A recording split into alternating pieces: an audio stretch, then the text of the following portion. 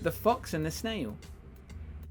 There are many examples of Japanese myths that look into the lives of the ancient gods and how they interacted with each other and those living on Earth.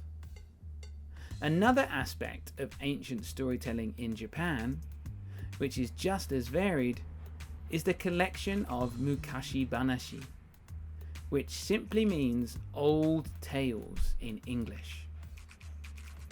These stories often include strong and heroic warriors, like Momotaro, who fought demons with the help of his animal friends, and Kintaro, who was so strong he fought and tamed a wild bear.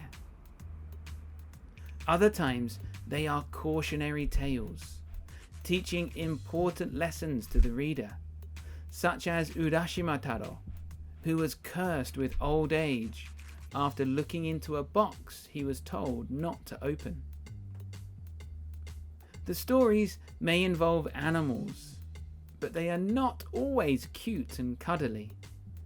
The rabbit from the tale Kachi Kachi Yama seeks revenge on the raccoon who beat a beloved elderly couple to death with a rice-pounding mallet. But sometimes these stories are just weird and wonderful. One example sees a fox hunting for food by the edge of a river. He finds a small snail sticking tightly to a rock. The fox used all his strength and managed to pick the snail free.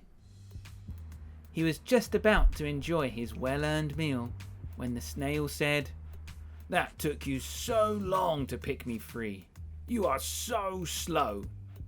"I'm not slow," replied the fox. He was very proud of how fast he was and didn't like being called slow. "Prove it," said the snail. "Let's race to the shrine in the next village. If you win, you can eat me. If I win, you must bring me back home safely." The fox agreed and started getting ready for his big race.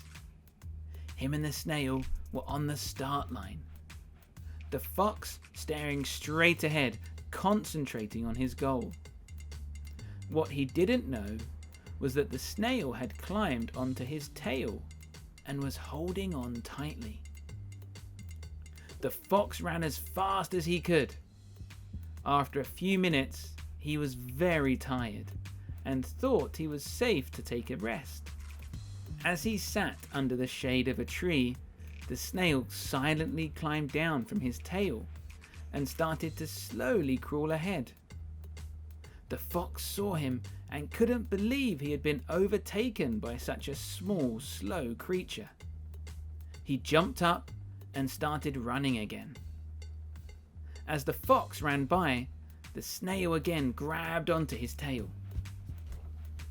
The fox ran even faster and for even longer, but after a few more minutes, he again needed to rest.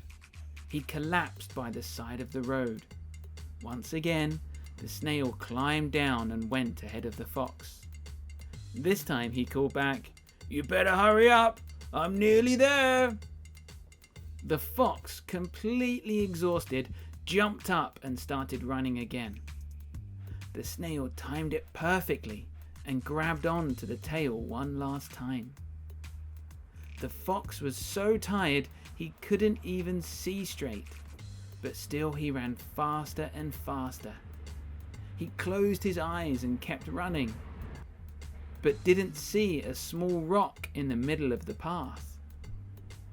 The fox tripped on the rock and fell forward. The snail was slung from the tail and went flying through the air, landing right inside the shrine. The fox picked himself up and crawled to the shrine, where the snail was waiting. The fox knew he had lost, so not only did he not get to eat the snail, he had to carry him all the way back to the river.